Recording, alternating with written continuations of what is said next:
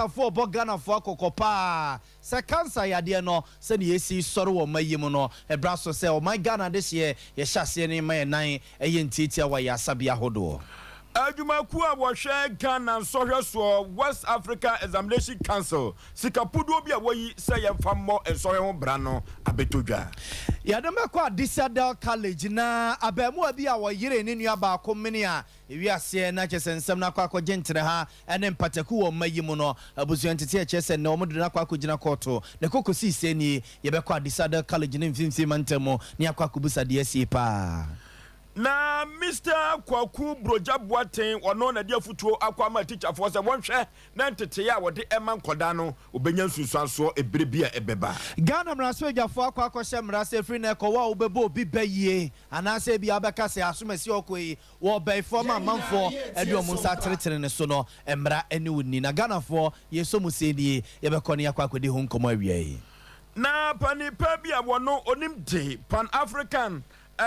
Pan-Africanist ono ene Professor Patrick L.O. Mumlumba nesema wode atudwa bra Kwame Nkrumah suapomu kasachire bia wo ye diafa omapani dada mese hono wode atudwa no ye dimusem ebabesomo ye de asede ma cloud internet Ghana so open internet ye fast ye reliable na ebo ne da fomu a cloud internet Ghana de ye kamfo de ma wo omo internet ni jana na so kire ben sense bontimu koko a insu oto ejina so ewie ba ejina so enframa ba ejina so obatimi de ye adwuma oba bia si ye kuro kesiem si ye kuro nketuwa mu wode ye adwuma se jina so seya ni ebo no so da fom utia ketuwa bi ni ama internet bebre na de ye adwuma sa wode ye adwuma wo adwuma ana sa wode be di adwuma wo fie cloud internet Ghana ne ye kamfo de ma wo internet na wo mpempra wade de fa kodan cloud internet Ghana ne ye nyemfama eno che wo CCTV camera no na wo pesa we install bi wo adwuma ma na sa wo fie oba hihye kra de ama ma phone so wote wa na wo hwe ne sa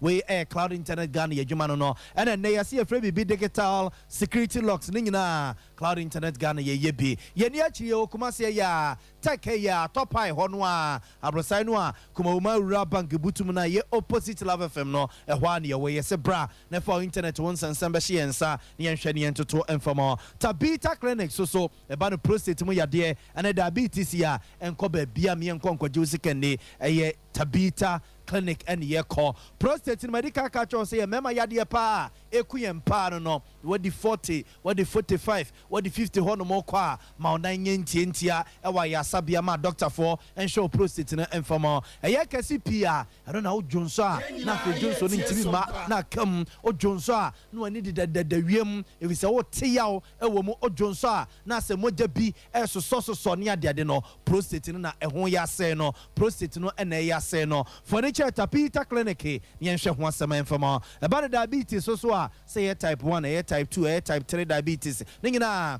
ye hwe ne yesiesie ediama o kidney no insu aba be gina ho na eye liver no so ye se essay abusiafo ne nyina ye be save liver na ma ne hwe o kidney no so ye ediama ama da bia ahode aba kumase o sofla alignment ono a wafro sofla interchange no awusa na tise ne o kopatase no onsani fa so ye ho no mo enka ye o Madina takrade ene sunyan so yebutu ono mo ya Bolivia Enterprise ya the future life smart food abedwa so ya so banku fufuo abetie ene wudi eho no di na esanse nuane no papa no a ni padua ne hia no enye ne nyina na obenya wo banku wabetie ofufuo ene odokro ne wo mu no ntino for future life eka ho eka waduane ho na emonti da bia obonse wo hoden da bia na wo ofe na wo kobasa future life smart food no you see your food is your medicine is your food so what's about clinic say ba stroke ye tutuase wa bra kapreba say entina ne padua ne mu ye besa yade ma stroke no wasa siuda da mu bio ye besa yade am wasa asore anante bio ye besa yade am otima kasa bio ye ntisa yanomfo a wasa wasa stroke yade na nso untimi nsore nante wasa stroke yade na nso untimi enkasa wasa stroke yade na nso chia na onsa da ho na wo chia ko we eye Sowers Herbal Clinic ya ye wo Oshim School Junction and the barakesi ba cancer semwa and so ye ho adwuma pa and oba ne be ma mo pa wo kra de and de hohuru ye mpreja ye ya de bia furniture so we se ba clinic yen hwe emfama ma me abe so se wie watena se wotana so patrapa new site on mo a ya de ne die hu ye se ya to ya de ne de ama honhum no fa koma ma me abe yanka se bibidro ya ye de suruwisa efomisa hwentia ne akekedo kakra e de awo no and o de saw ya de obedi ka de wa fam fidiem be ya de na kwakote be ya de na kwakose bia no wo de aduro ka ya de nti se de bedwane de afri ne padua ne mo eno achi ne adwampa ye e de agu ya de no so nti se honhum kra no a obedwane abusi omo na ema ye vemu a be bia wo bia na wie yetimi abane aba besomo medin e de na ya obo amale bia boga wie mene o say ya abuaje oforisu abusi afo ye nya brena fe nsam no ye nhyase mfamfri Ghana apom de ne ho nsensam emfama mo na Dr. Penimpa ba ko a ye fe ne se Professor Tegu e na oboga na ma de hye kokko se cancer yade kokram yade no se de yesi gentre ha se de yesi gempatako enkwada ntotomfi wan keten na se no musi nya cancer yade ne bie no ehu nto obesre Ghana ma de hye se brano no ye ma ye nan nyentia wa ya sabia ma doctor for omo enfrifri ye no mo frifri ne so mo hunu bibia entempara so no a doctor for betima so no sense ye betre tenase ne ye twitwie ne se penimbo ne bia wo yin from abone wo VIP bus ma yade no akwa jensem ansa na yakwa kutu na mo e de afa ho dwumade kase bi ekoso e won krapompirema ntemu a wo mu so adwene e to adwene de afa pomde no ho e no mo to nsafre prof a wo de sa kokobo we warning e magana ma de hye se cancer no e sore pa na manfo enya hweye. As at 2010, for every Ghanaians, we have about 109 of them suffering from one cancer or the other. Fast forward to 2020, same Global estimates. Now that figure is about 125 for every 100,000 Ghanaians. So if we work with a population of 31 million, then we are looking at 38,750 new cases. These are estimates for new cases, not the total burden. So what it means is that every year we are having close to 40,000 new cancer cases, as opposed to 27,000 10 years ago. Do we have an epidemic or not? You be the judge. But I think the figures speak for themselves. On the face of the pink sheet, it is very obvious that we have a looming crisis on our hands. Now, to put the Ghanaian cancer situation in its proper context, let's look at some key figures about cancer provided by the World Health Organization. So cancers are the second leading cause of death worldwide, accounting for nearly 10 million deaths a year, and these are figures from Global 2020. When you come to low and middle income countries where Ghana belongs, we tend to shoulder most of the cancer burden. So if you look at the 10 million deaths every year, 70% of them are in low and middle income countries. Now this disparity is even more striking in the case of cervical cancer, where 90% of new cases and deaths from this preventable cancer occur in low and middle income countries. Cancer incidence in sub-Saharan Africa is projected to increase by more than 92% between 2020 and 2040. So almost 100% increase. And some projections have even said that by that time we are more likely to have more cases of cancer than that of TB, malaria, and HIV pulled together. I was here for way I Ghana doctor for you now, Mukubata Ghana Medical Association, Munshia Mukasia, Koso, our Enkrapumpumantum to say 37th a Ghana Medical Association conference and a Koso Enkrapumpumantamua, Omoton Safre, Professor Tegua, where Dr. Nikasia Pa, our Mayumusua Mekasa, and for cancer on watches, and Ipam Pimpemua, cancer Ekumum, we are Senanya Sam Ketua, Ningina a su, and ye bambia, ye done it, yes. Ye aduane a ye dia yemframa ye home ye nura ye nonom ne ade ade ene chese niema ekoye ni paduane mu no ebekwa kowie se na akwa ye kokram e de amani paduane no a eba bekuye nti osra Ghana fo ada se brano no ye me ye nan nyentia wa ya sabia na doctor fo omo entimi ensoso ano emfa emayen adumaku a wo man Ghana wo hwe se de beya ensohwa ye twro e wo mam ha obeye ho enhye nyina West Africa Examination Council otwanitia eka no wayek no na enei sabre sika wode ebobo BEC ensohwe ene wasi ensohwe no ebra no nyamia da uroma sika no abeduru na pani kwankyerefo a wono na public affairs wayek ano ene Mr. John Kapi na sabre ne sem odi atu dwa nyina ne se sika no sabre no ofa bi ababeka won sa sika no nchichemu ahodro no eno so babeka won sa se de be ya omu betumi de abo ensoshe ho bra se de be ya Ghana nkoda ye hwe se ye benya amintri ane atwotwo wuro no Nyankopon da wuro ma ye betumi anya wo mo se de benya dokotafo lawyerfo ene anesefo na empokura no teacherfo no ma kire nkoda ya de no eno ho enkwan na ye tuo no eno ti no 55 million Ghana cedi and why company for say abeka wonsa asabre wode ebebo ensohwe yi ehon bra na pani kwankyerefo abro ne setrofo ebobon komono wodansem na disei ekire won owed some monies by the government, that is true. Some payments have been made. You know, issues with government are such that you don't have them come and give you 100% of whatever they owe you. They pay us in bits. As I speak, yes, we have been given some money, and this we are going to pay some of the invigilators and supervisors who worked for us last year. We also have received a check for 40 million Ghana cedis, and this is what we're going to use to conduct the examination for this year. Now, this certainly is not going to do the entire job, as it were. We would be able to do whatever we have to do up to a certain point. I'd want to explain something a little bit. The conduct of examination takes a number of stages. We have the stage where we print the question papers. We have a stage for the conducting of the examination. The next stage would be the marking of the scripts, and then, of course, the release of results. As I speak, yes, we have money with which we can go out there and start with the conduct of the examination. But then the marking stage and the release of results stage, we will still need some more funds from the government, and this they have promised to provide. We have budgets for each year. I'll speak to the budget for this year. For the previous year, some payments have been made. We need to reconcile some figures. But for this year, for BEC, for example, we need a total of 18 million Ghana cedis to be able to conduct the entire examination. As we speak, the government has given us 10.5 million Ghana cedis. So there's still a deficit there. And then for the WAS for school candidates, a total of 63.5 million Ghana cedis is required. We just received a check for 40 million Ghana cedis. Again, there is a shortfall. And our hope is that as the promises have been made, the government will make do the promises so that we'll be able to conclude the process smoothly. Certainly the exams will come on. There are stages. For the conduct, yes, from the 1st of this month when we'll start with some of the practicals, up to the 26th of September when the last paper will be written, yes, we have monies have been made available. Of course, I would say a check has been issued. We hope that this check will translate into cash and then we'll be able to start. But on our part, we've been able to work up to a certain point. Now, the issue that we still have to grapple with will be sending officers out there to the field and, of course, getting invigilators and supervisors to do whatever job that we need them to do as far as the conduct of the examination is concerned.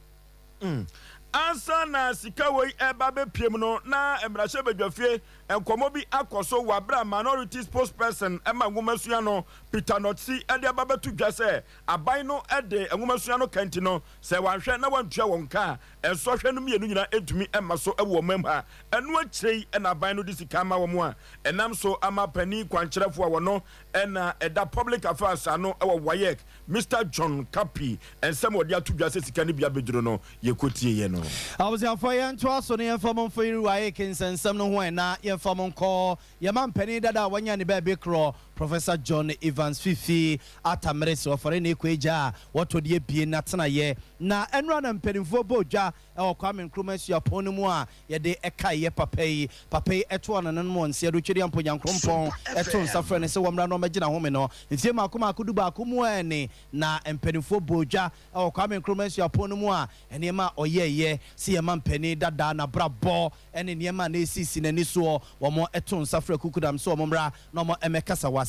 And I'm some motor suffer crop yas and tokotokoine or pim so say to autosum you know than so tipa a soda a pass wombra na bibinti ye rent me anko and more rod in Pabua ese a na mensa bunsua wa ye asache hene se won konon kunkusina nemuna dansia odifa yem papa Professor John Evans Fifiata Melson and say oyobia na oburu nipa so na odwiri nipa ho pa epri wiase nyina ene da sani bia ye yo eno ne ade a papa John Evans Atamels Ghana ma this year ye de ebe kai ne pa ne yenkoi na yenkuti adanse a eye nana mensa bunso di ye de efa mampani dada John Evans Fifiata Melson. As we gather here,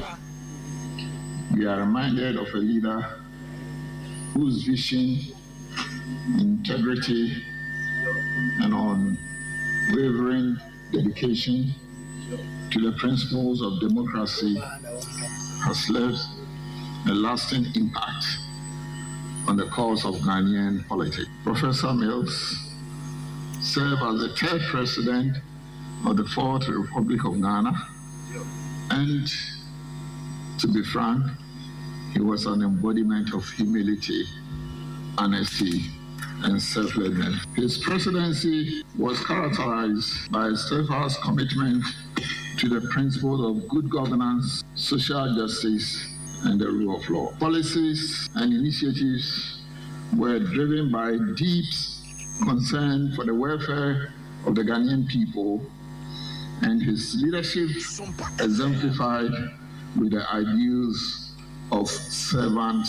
leadership. As we gather at this memorial lecture, it is imperative that we reflect on the profound lessons we can draw from Professor Mills' life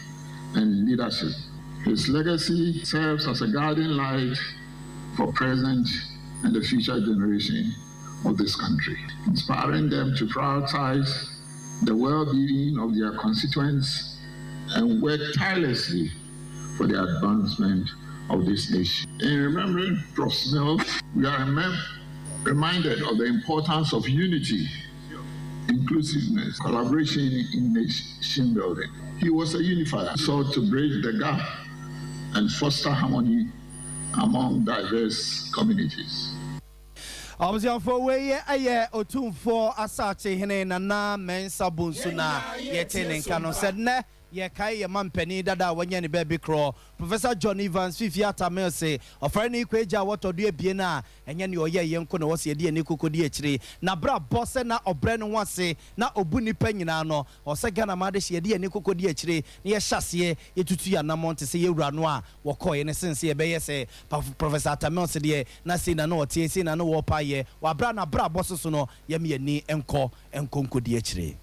Wansam krona mu wa Kwame Nkrumah suapom hu hono said the man for AC Airborne Professor John Fifi Atamelse din no na nyasam ketu akra Ghana for dodo no a na SSA bemma beye bi wa meye nyina kakra Professor ayi omunyina emanmo eneyo na no mu na Professor Patrick L.O. Mulumba ono so kan sembi na ne sem wa woka nyina ne se wo hwe Ghana ya nyoma ye wo said ye wo hwe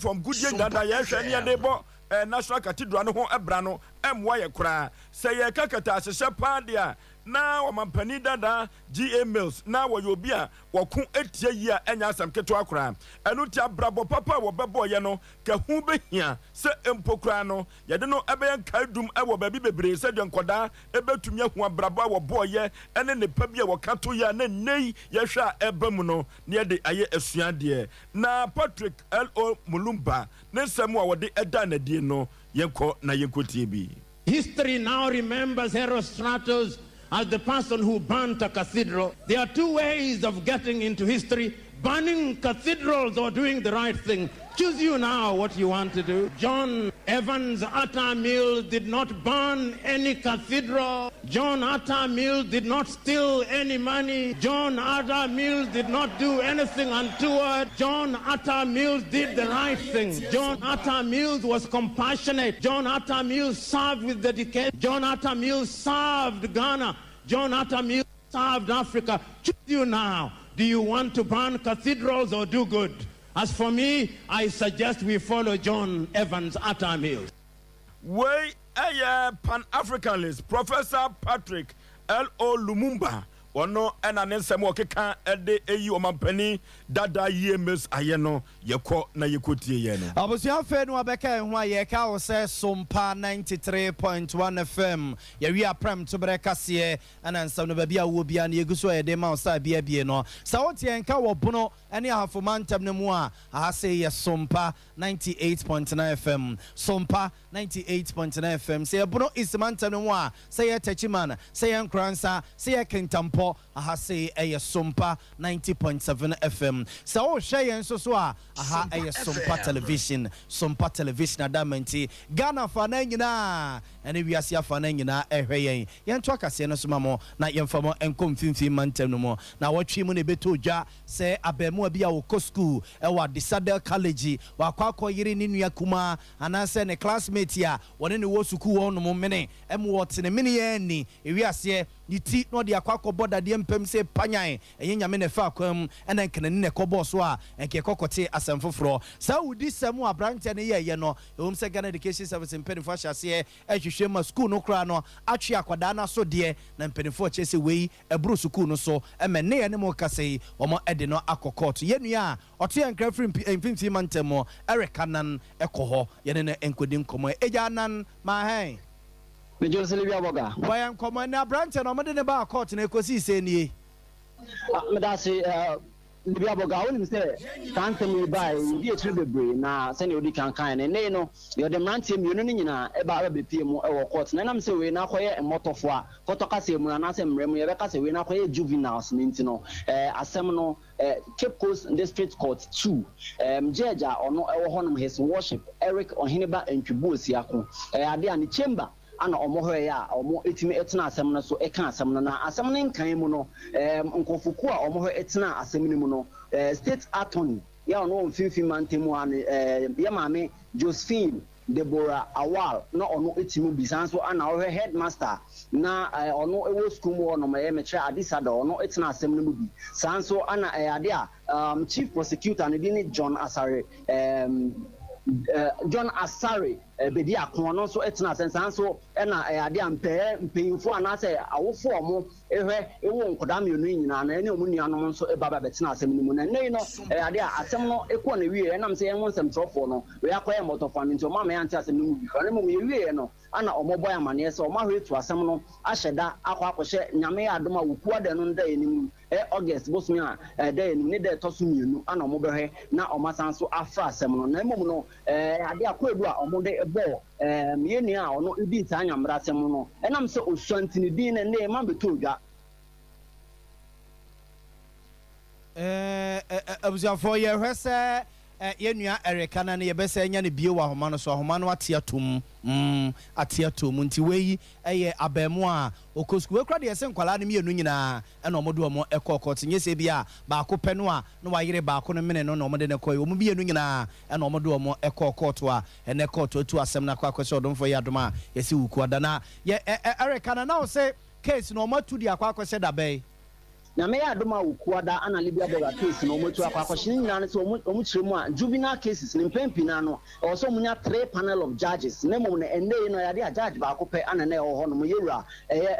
entry the Eric Ohineba entwibosi akona na ɛwɔ na mom no emremu no hɔ a ɛwɔ sɛ 3 panel of judges ana ɔmotena so na ɔhɛ ahanom na mpempina no juvenile cases no ya de juvenile judges no Wednesdays no ɔmotaitena so no ɔma hɔ etu asɛm no akwakoshina me ya adoma ukuada na sɛ ne ɛnka no nkra na so twe bi ebae na nya odi sa anyamrasem no yi free school mu honom no ene no mpemfo ahwe ama ya grant akra no district bill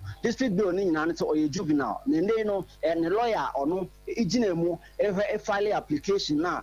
ohwe emremu na se ne nka oye penya nka beka so oye corporate no emremu no we na nam so oye juvenile nti no ye ka so oye lawyer for the juvenile akoda no no di sa anyamrasem ne di no lawyer chikwe grant otremu a ene na akra na ya hwe esanso ama ne school bibia here kama hwe mfunya no soma ba ya cat ni no fita no ne hwe de nkra ne ba na mu yewi asem no akoda na ono menka se oye victim na otuaye no ne maame ne papa no hwe de car ba be fa akoda na ma omo de ne ko nti ne mo sinti asem no mutuma nkra na akra mo ye na ofo bufu na ba ma bibi ta ba ntoma hwe esiesi asem na bibia aye kama omohwe na nkra na akwa je oma home na nyame adoma Wednesday no omohwe na omunya 3 panel of judges na no ma betena asem no so na ne yese fata bia no ye de asem na to nti sene Sompa mpempi yeso man ye hwe nsem di yaso di nsem ne chi ne besi bia behwe ese ye ma etiefo ne ahwefo ma so nsi wo ho le bia boga na ebusuafo no a na wo ka se abamu a na ye mia ne mene no ne ma mene ne papa no ba ho de ka aba be fa no court no etu asam ne she da wie no abusuafo we maame we papa we maame we papa na omanim te say di asam omo ye bibi kire mo se bia omo ni age ana se omo ani anye asam ne ba na bo bia pisane sa so nti no bia ne mo nhyeda nhyen kwan ne mom no ne nyina mu no ade a awofo na nkasa do ma ankasa ye ho obo mo be nyino bia no a ope se obe one nsem trofo be kasa ne nyina nsa asam no mo kire mu a se ne asam ne sitie no mo mpese mo ka kwaka bibia na ebia nsem trofo ya ma na ebu mu no akwa akodane ne sa so nti obi no okasa ye headmaster crime officer chief prosecutor obi no a okata ne mo awofo na nkasa re ho manimu a asam na bo mu pita san se ne asam ne si ba we are here babon no e kama ya say omoma no ene no omonim ye egu ase na wofo na nkasa de libia boga na omonim no enhyeda nhyen kwan sa na mom ne nyina mom krokum e wese bia ba kama na case no obi bebusa say why na de call court e bizie nim say Ghana Education Service impedimfo abam so mu hia nkwala no school na kra so no abamu a asotwe omode ama nkwala no mienu ne wo mo a na omo ekeka wonti why pa na de asem we call court in commodity mo and after the hearing no ye ne lawyer Tikwe Granta maybe can dey need to just ono an file application no utiete man say lawyer Tikwe Grant na ono mom igina mu ama juvenile no or lawyer for the juvenile sane mremu ye kan no ya odi sanse mo nam so ya akoda nti no before use man juvenile so no an true asem no e de kokodan menka say judges anase court no nti ye hema lawyer Tikwe Grant ano no file asem no Matiani amiamfa unsi na edidi aka chi nti kwala no yesa so de omum yenu nyina e school on sa pepe ebe mu nyina e school na mom no o hwa charges a ye de bo ne a odi sa nyamra asem ye chirema wa causing harm ni nua sanso ana assault charges yenu ana me na babetu ja causing harm ana assault any charges na babetu ja ye de abo ye nua kuma no ena second one na ye mi ane mene no so charge be na ye de bo no ono ade ne charge bi amba essence ono no mum na yawo no ba na afa ne taso no ono ankasa de bibie no aba etane enkane no asotwe ba ya se ne a odi sanya mrasem no ye pam no school na ankasa pam no me no ade a ye ma me do e court enle anopei no ya he amaka afa na omunyina omoba na omhye school ntade adisa do school ntade omunyina ahwe essence eko school mu abibia ya kama ne a oye victim ne de se na me ka ate na wo de ka be fa no sene enyomesi abana akoda no ho nenim sene enyomesi aya na foto kase be kase psychologically kama ta ta fa no e on table nti o ma hwe eta akora no enda kwa kwa efiade o mo hwe na se Saturday Sunday no hwe na kwa kodi mmekutu ebu ofie na se ne o ne ni hanom edi nkomo na ogeni ahoden na wasanso ahwe na nyame adom adwoada wasanso akwa wakane ni hanom esua de o mo se o mo ntohwe nti na o to mo hwe na nkora ni nyina aba na omba be kabua no omo tutoma no o bi bia ewie pe ya na so twe sapata oni bia no nta etimi aka no bia boga na erekana mi jamu akono we di etiawa o yese nkwala ne mienu no baako no eye senior ena baako na ye mia ne mene no eye junior sa na tie no kra bia ni muta omo mienu nyina eye final year student na ya de eye fon ho ahopepre ana ba nim se na we chire mu ane phone akwa kodi we ho ana ansesem ene de ade property enam so ma saa mentime ho asene sa ntokwa ne ba ene de ye ntimi fanzo ne mom ne aba beto gya chire ma phone ene sim ho ana na omudi ho abobo e ma saa bufuso no e ba ya oni ni prasa ne mom no enye se we ye senior no we juno mu nyina ye final year students jana ne yeda sepa nto mu nyina ye form 3 fo yeda sepa abusianfo ye nua oto ye nkra different thing mantem mo erekanan ene yakone nchenti mamu a mienu no a na omode abom e wa disadel college a na ba ko ne ho den broso omia ne nua kuma ne mene a na wo tie ani no case na ekokot ne koto ye ne se omo enwoso nkose odonfo ye adom a ukuada ebe no mo nsamra so egusu adi akire busua de befra to bia ne yemfa enkame mo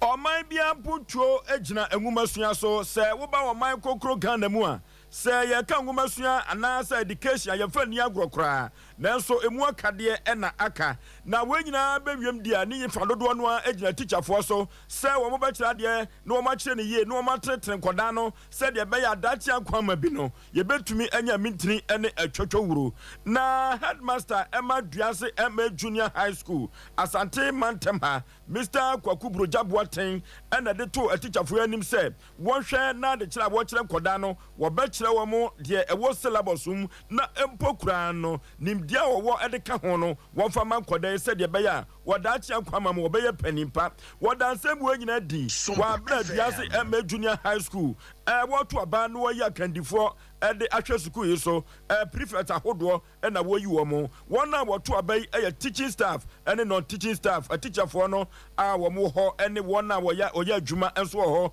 nso ɛto aba bi sukuufoɔ no ankasa ɛto aba bi ɛde yi akandifoɔ yi na wɔto aba no awieyɛ no ɛna wɔde afutuo ɛtaatoɔ sɛ abiradu sɛ afei wɔn kɔtɔ BEC yi no ɛno nti wɔn a wɔfa no yia no ɛnhwɛ na wɔnsua deɛ na wɔnsua ne yie paa sɛdeɛ ɛbɛyɛ a wɔde nkunimdie bɛba na bɛpagya sukuu n'anim ama na ayɛ nyam. ɔhwɛ Ghana yɛde sua no ɛkɔ anim nti biribi a ɛyɛ biara no ɛsɛ na akadeɛ no nso so yɛfa akadeɛ pɔtee a wɔsɛ yɛde dwuma no ɛde kyerɛ mmɔfra no na wɔn so nyina wɔn ahu sɛ ɛnyɛ wɔn ade foforɔ ti wɔyɛ ntete ɛde ma wɔn wɔ abatoɔ ho sɛ ɛbɛyɛ adaakye bi wɔn kɔtɔ aba a nkɔba sɛ wɔyakɔsɛ ballot paper wɔyakɔyɛ ne nti no na ɛwɔ mu a wɔn nyi no Ghana yɛnya ha wɔ saa nneɛma no ho ɛna afei soso ne nyinaa de wɔn wura mu efi adaakye wɔn a na ba bɛyɛ MP4 wɔn a na ba bɛyɛ ministers wɔn a na bi kɔ president ne adeade wɔ mu a ɛbɛdi man yi so nti no yɛde tete wɔn mo fi saa mmerɛ yi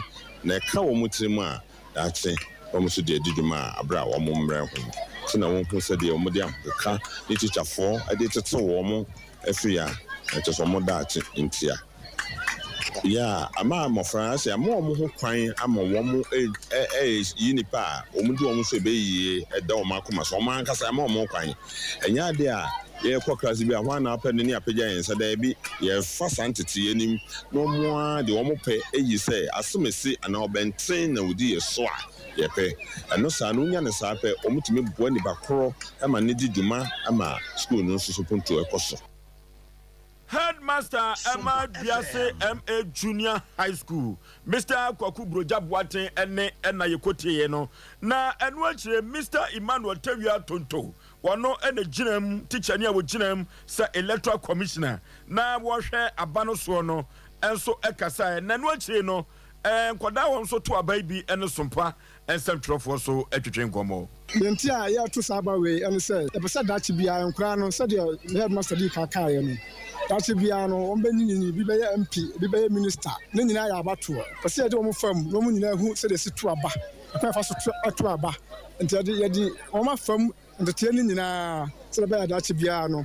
wɔn kɔto aba anaasɛ yɛto wɔn so aba a anyɛ den asodɛ de bebree ɛboa ma nkora no tumi yi nipa titiriw a ɔsɛ fata a wɔbɛdi school n'anim afei so no saa aboa nkora no mu hunu ɛkwan yɛfa so to aba. Wa ɛma nkora no ɔmo hu style a yɛsi fa to aba sɛdeɛ bɛyɛ a ɔmo nyina a ɔmo bɛyɛ easy amo. So ɛboa ma yɛyi prefects easily a yɛmbrɛ ho na obi ahu sɛ yɛ free and fair. Abatoɔ no a yɛso no deɛ yɛmfa so wɔ so bebree sane sɛ yɛn nyinaa yɛnyini a yɛbɛto aba ama Ghana ɔman Ghana nti yɛn nyinaa yɛyɛ no ɛte sɛ deɛ we are rehearsing yɛ practice ɛma deɛ ɛda yɛnim daakye nti mehu ne sɛ mfa so wɔ so pii ana kwan a yɛsi afa so ɛyiyi yɛ perfect no obiara bɛhu sɛ asisie nim ɛyɛ fair. Sɛ yɛahwɛ yɛma yi mu a abato yɛto abade yi otitire a obetumi abu ɔman anaasɛ nation no nti as a school no nso ɛwɔ sɛ yɛto aba na yɛpɛ otitire a obetumi aruli school no a obetumi abɔ school no ɛnɔɔma hɔ ban bi te sɛ library a computer lab na da do betimi ahwɛ wɔn yɛ ama yɛ na wasa hwɛ sɛ yɛ compound no nso so bɛyɛ kama ama yɛ ɛno nti ɛma yɛ to aba wɔ ase. Mr. Emmanuel Tewia Tonto ɔno ɛyɛ kyerɛkyerɛni a wɔno ne gyinam sɛ electoral commissioner na wɔhwɛ abatoɔ no so ɛne ne yɛkɔtie yɛ no na wɔn a wɔnya akwanya nso ɛto aba bia teacherfoɔ ne sukuufoɔ nkɔdaa no so yɛte wɔn ne na saa bere no sɛ ona wanya akwanya wo Facebook no ene Sompa TV no ballot box no ohwa compound prefect ene discipline prefect ni nyina ya ababia omo eto na ya nyame ne nokura nim ni se ye ni se ya bato no rejected ballot no esobeti pa esobeti Ghana fo sua bato ye penso ne ye to no se boss SP so ene guest SP ene compound besia benne na ja we num na sesa no ma be no girls prefect na ya wado anajoda ai my bida amena me obi do ono kwa say we so for disco reading sir I bought 637 St. Hubert Hubert disco reading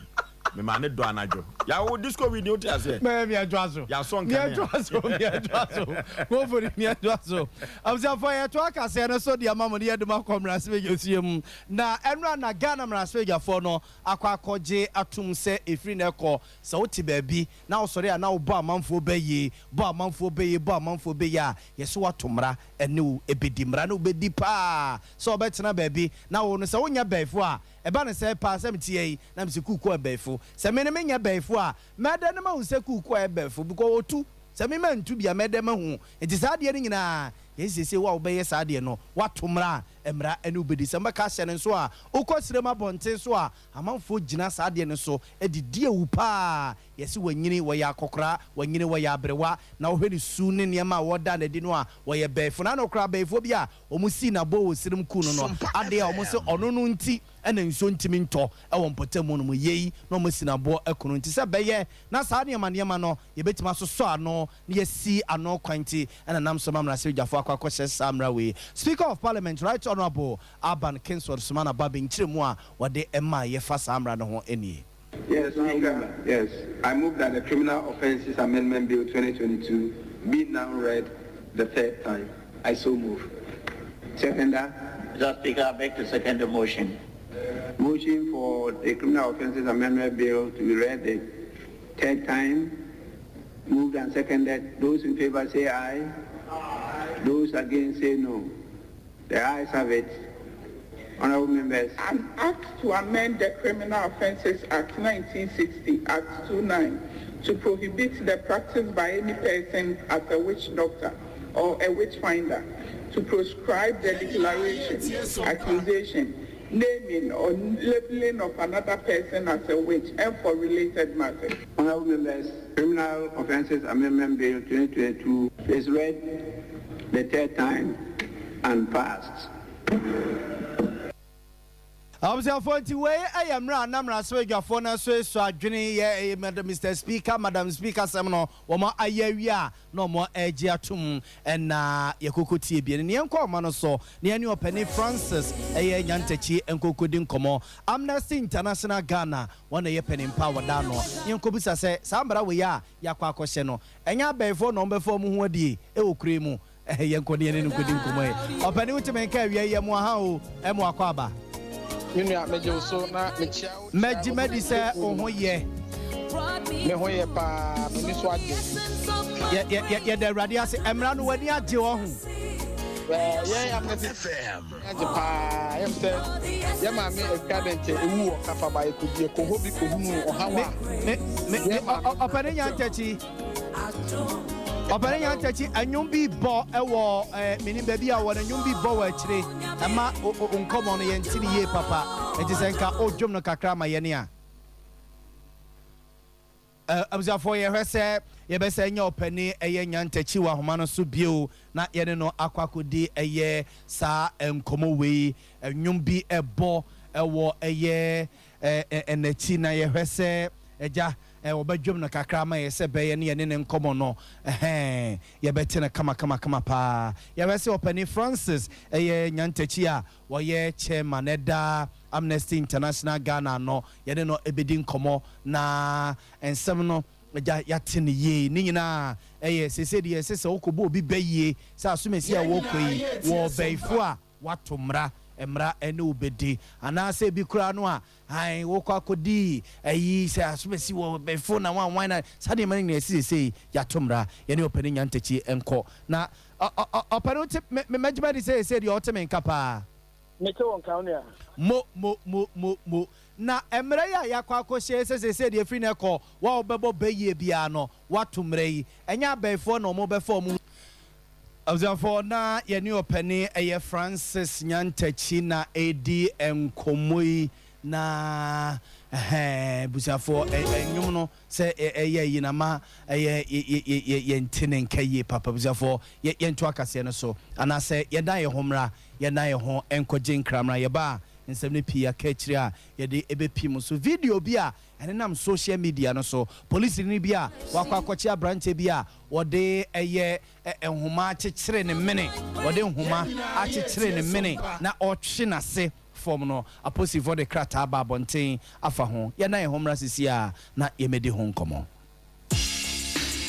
Sesia Ghana hadie open internet papa eye smooth eye fast bemwa ye dia we bia with speed ya eye Cloud Ghana internet and fa ho ne ba bia wo hye say a new site and a rural area Cloud Ghana chow internet ni tuma say demo ani entertainko na ne speed ne so de wo hu ne so da say dwumem efie ana ba bia wo hia internet bia de and no ane Cloud Ghana internet sa santamemu hanko na wo dia wuni how kra Cloud Ghana nko na Ghana ha or providing internet connectivity and twitching the moon twitchensi a dem say smooth the audi ebia a content term so the mouth say Wi-Fi and now hotspot deployment CCTV camera installation IPVT installation net surveillance digital security locks and a web hosting there Cloud Ghana internet service in Kwana and Hamo and phone ne baby awo Cloud Ghana a chow tuma say with demo any speed ne dear as soon as so as subimba Ghana had that simple when how bia you provided 24-hour support the mount ye mrantieno wo freya near drew hodada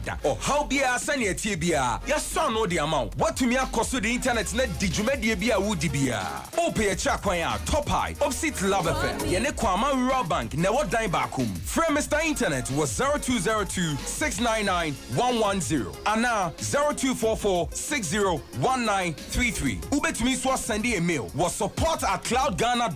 Cloud Ghana Internet. The future can't wait.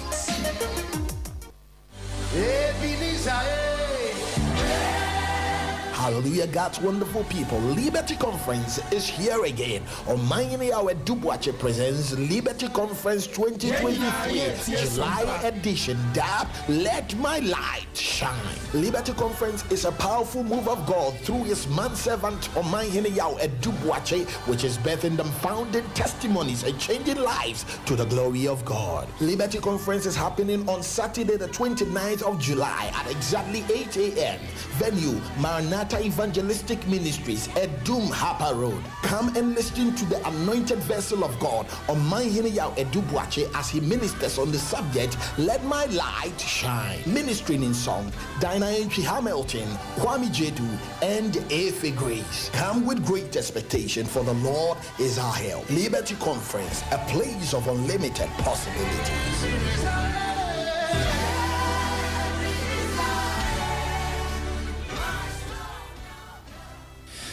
For yes, also mama kwa baby emra Sompa FM so and Sompa TV so yento akase no soma na ye ne opening Nyantachi nkotwa ye nkomo so na me busa ne se saade we ne mra we ya emra se dwafo akwakohyei se free ne ko wa obebo obi beye bia no wato mra emra ene ubedie no se ne abefo mo fo mo ho adie o opening Nyantachi na uyi ma no sesei una me ka se hwan na ye obefo Obakofo akohunu okamafo wen yenkromu ha no empempi se nyaka so bi ebefo asaye no kre o senye no kre o ni nyina ya jedi eso sunsum ho ne nim ho enti de mra we abaye ne se so do giri so bi ebefo a ekwan a ofo aso hunu no sunsum ri tira sunsum ho ana ebe na ye se boni kum boni fo enti so ba wo de wa no be ka se ojo Nyantachi ebefo ana ya amansa ebefo nese ekuro betugu no so na ye na yakayaka de a wa wo de wa no kansa no emra we ni ubedi obi a wo ka ho bie wo ye panyina wo kuro mu wo ya branch a wo de wa wo papa kansa asem no emra no ubedi na e wo se ye me ne je efri say ye me wa fo asabe omo wo Ghana ha especially extreme omo hu na mane a che wo sa de ne ho te se wunyini eduru ba bi a wo ti ho na wo ye mu kra de e hyehye wo ye ma me kra de nte wu wo kafaba no ye kokrom ho ye de ni kohunu na areho eti no mo na parliament ase na emu mo aba so say ade no mo ye no enyankopon kira wo mu no mo nkoso so enye mra betima bo ma eho ban omo bo enkwala ehiafo bebo obi aho ban ama oman no akoso na opani yantachi cheche mu ye ebi se amra no aya hye no e kire se wokobo obi bayi a ene wato mra na mom se nipa no wo baifo na se wo hunso wo baifo a se bia sofo so akene se wo baifo a ene emra bia ene echi anan no ete se chechire mu ye me da se me nua sofo bia ni kwan a sofo bia ni ho a ho kwan se obetimi ache obi bayi wo mra we mu ena obi ni ho owo Ghana ha owo tumi se obechi obi so ye baifo wo mra we mu de ye kan se ana se de mra ne kan se wo ka so bi ye baifo a wato mra se ka so bi ye baifo ne se wa wugina nchen wo do nsa koka nipa na so ye na yakayaka de se ye so ye baifo nti ne ye ne sa wo se nipa no so wato mra enti mra we no sa abayibo no ebetwam ene wo mo te wo se wo do mo adwuma mo ye ne se o ma hwehwe baye mu no ma bobɔ nkofo baye no mra we ye de abetwam enti mra no yenye ma nipa baako yenye ma asofo ene yenye ma nkamofo ne yenye ma abosonfo ye to wo se eni kwa se Ghana ni bia wo ho kwan se obetra se wo tumi a wahwehwe ahwehwema hu so bi ye baye enti yenye ni bibi na bia okay na Mr. Yantachi asotwe ne say e bia me ya obo ama me ne o ka say mabo wo Mr. Yantachi baye na ye de akokot anase mrabem masotwe ye de asotwe wo ho ne se obetima akodam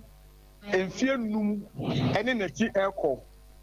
so obo bi baye na se ye chewe nene de court betima final obetimi de watum the minimum sentence na say enfie wo esakra ye de be ma se kodam ye enfie num ebo so betima mo tia fine ni asan de watum ni nyina ye court na be hwehwe na wache de also ye na Mr. Yantachi emrei Ghana mrade ye hye ne se ya fefefe o sama hwe na mo anya education bi amfa ho a still amanfo beto aso aye yes ane ma no te mo ye ne dai Ninia human rights for say ye pass mra bi say my ya na ye nkonko dae enti ye ne shraj ye ne NCC Ministry of Gender ne other parties o muka ho a ye no mo ye adwuma ye nyina ye be intensify education say de ye ko nkrom ne district ne nema ye adwuma no ye be koso ye ne ahemfo ye ne Christopher nkamofo abosonfo omo ye say e be educate obi am wan nyina ya de anyanti ase enti adwuma ne enye nwie ye guso enim se mo kan ya ho amoso da bia mo ma ye ta ma ye ka say e be gina mo video so ne so de educate amanfo na Mr. Yantachi duabode ye hia mo ho yeso ye wo south amanfo boye dua pa o ninu me pa cho duaboye sunsun masem ye de ne so obi eko attack obi anaso obi ayakayaka bia eho na yadwuma no esie enti duaboni sunsun masem de human rights for no yenkom say be yesusu na yesunsun masem ana that say be ye na sama ye kan say wo de wa no na wo accuse obi say wo ye say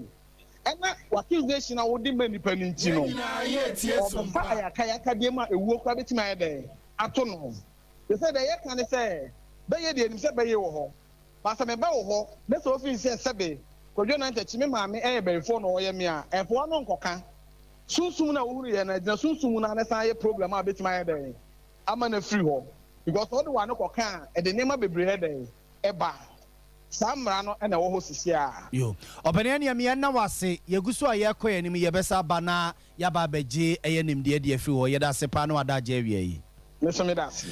for Penny Francis Yantachi ye penimpa wada Amnesty International Ghana no nyina eyemra enramra se ujafo no kokose free na ko obo bia be ye pe watomra emra na obedi aya Ghana fo nyina nim sam video bi a edi ahim edi atwago e wo man Ghana ma ne nyina aya Kentampon North na abrahosam a esi won sensu yiri enso afa Adventist Basic School na classrooms na hodo no a ene nsugiri apiem ewo ho na ne nyina ene se wo hwe gata eno ewo Kentampon North a ne nyina da ne nyina bubu eno na akofa nsugiri enam so ama nkwadaa no nyinaa hwihwire atata wo table so na wohwe oman Ghana ye kobra wo so ye sompafe suku dan ye nibi ye hwese ye besisi bie kakra ye wonno eno so ansuyiri na enso etwi afaso no eno akoye abraho sempa eno ti MCE ana DC ya walking tampon not Isaac Ameyaw e de ato adehia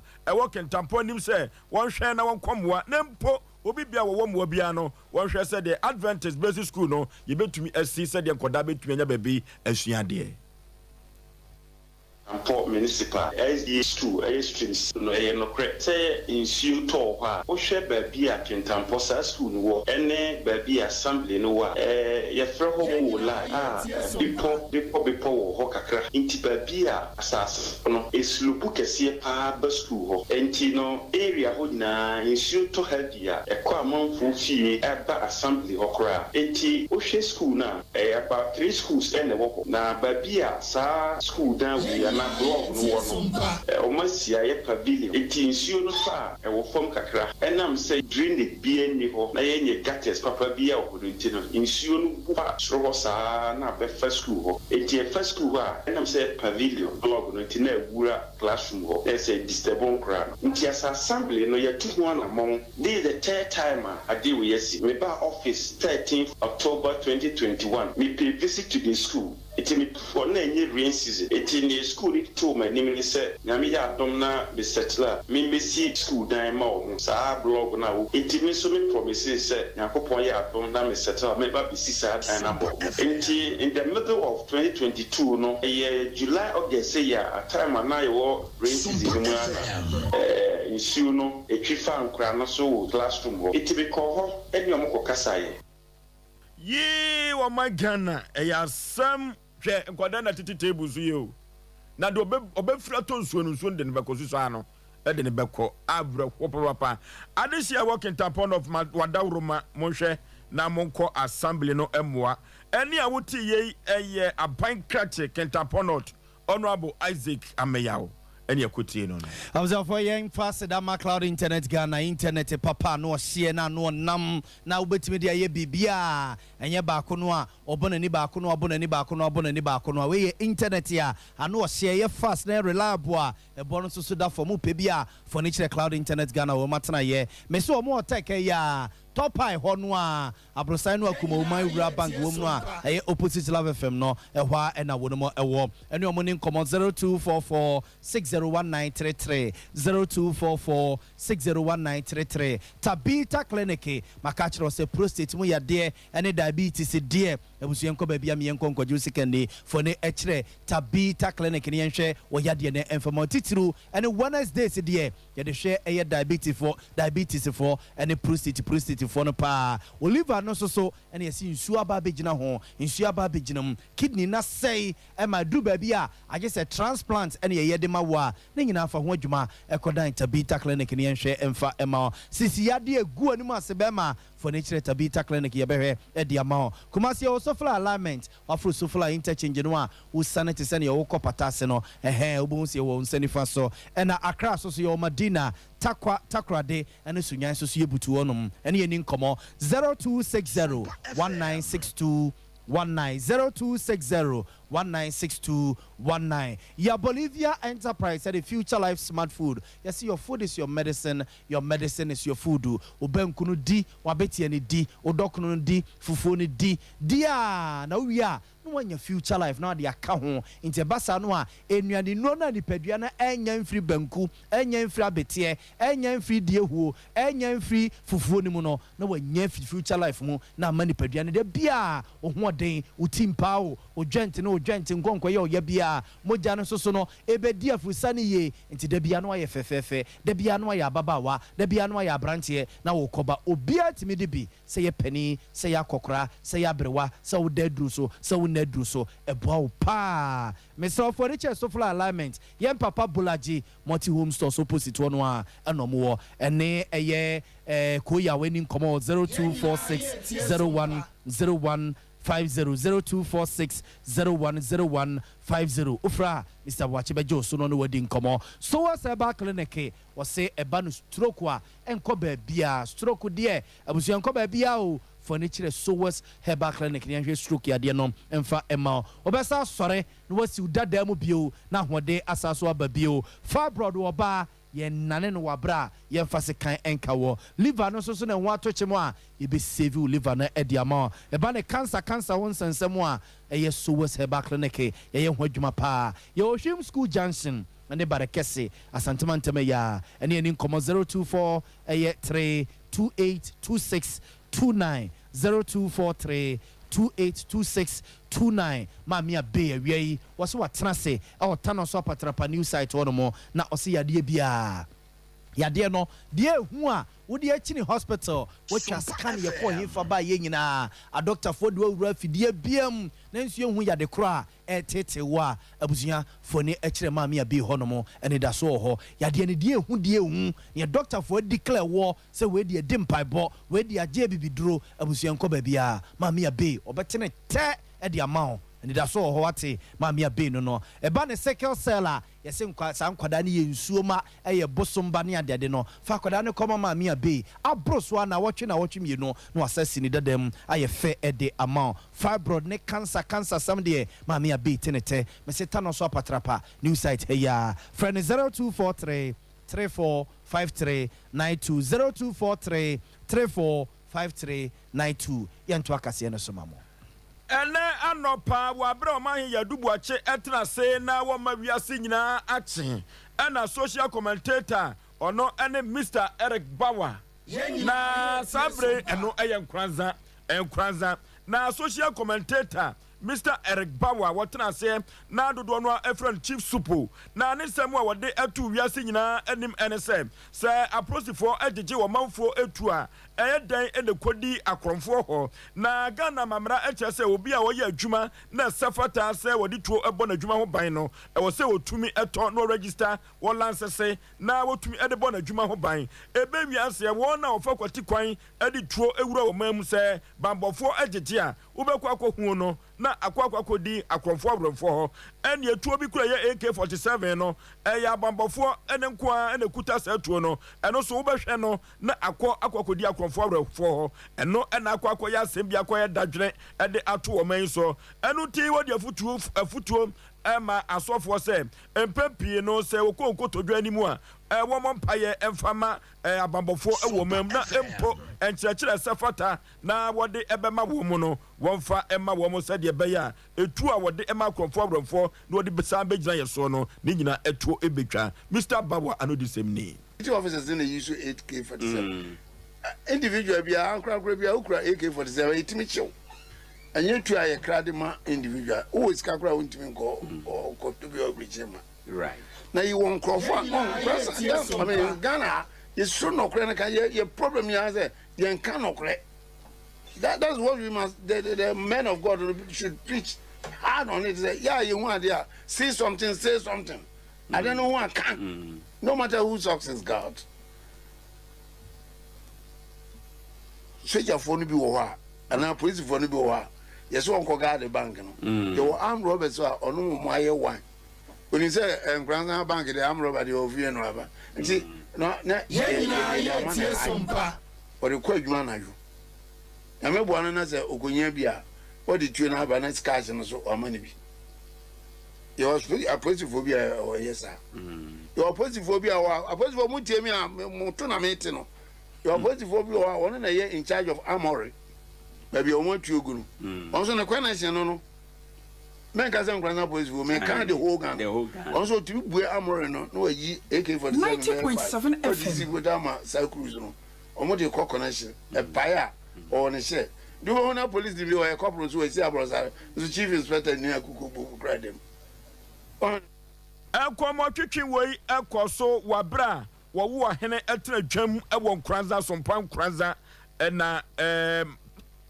Eric Bawa den sem we nyina etudwa ya was what a pussy photo. What to am to say what you to num. Sompa from Bonache say paya. No ma kwadwom hye. Ni nyina ya allegations so. Adanse bi ani ba bia nti ye Sompa for de e ono na aka na sem. Ono na ye no na sem. Nokre ono na sem. Nti ya ono na ne omo eye yi social commentator nti bia na bra bom no hye bi pen. Ye de ni adanse. I say ono na sem. Ono na sem a. So nti allegation nti aposifo no mechire mu say sanity a so mu. So mu onyi anu bia. Omo onyi anu bia. No mo de abati se ne ne yesi posi bia kwakoche obi okumawu dade ase a wode belt achechire ne me na wotwe ne se udwan e wo fomi aposifo de krata aba abontin yesi IGP no a na asoma nipa amomako Ashanti North region omo headquarters yes omo headquarters wa Asante Mampon say Asante Mampon ne mpotemo no nyina ye region ba ko a yatede ama polisifo Ashanti North region yes sir mo polisifo ni bi rensa o omo paade no ahent we na so ode ayi achechire ne me na wotwe ne fom nipa dasani o sempo bone kra no waya sa kwan we su na wo so ode ne fa na na yemusa se tete ya omo ko training omo je no omo ba ya na omo de omo hunim ni omo say yes police for no so okochi obi na nipa ne resist arrest obetima yusu minimal force but minimal force no maka no emra ne nkyerɛ minimal force no se bia me power suma na minimal force ana se bia me butua na minimal force no emra na enkyere no na IGP ono a pemu no a abam ene akwala no a ya kyere no ne maame ye di nkomo ene abusuafo bi no di nkomo o masoma investigators akọ komawu dade ase kromo o mo ye investigation o mo se ye mo break akra se investigations a sa investigators na akọ no mo kwakoye no epia bonten se police ni no a okokochi abemu ano wanye na dwuma yi a asotwe sefata omo edebema no ya wete saade Ashanti North no question mark ya ba ho Ashanti North de hia enya Ashanti North Mampon as headquarters debi ende from so ma ho question mark ya ba ho kire say ye me susu ne ma me susu me kire say ayi question mark ma ensa de oberi be no so nkire say hwe no wanye na dwuma we ye say be security no wo mo ebe ya ma unse ekwati say headquarters ni si adum a adum commander no obede no waduru Mampon ti ate commander esi Mampon awe jira ayi afigase ene ho nyina kumawo nyina udibem na mom no se onmonyamfo dampare mo bi bakumawu a o mehwe wo fen so aposifo no bi di 25 years 30 years a me mate se dampare se obemu om nyina ko transfer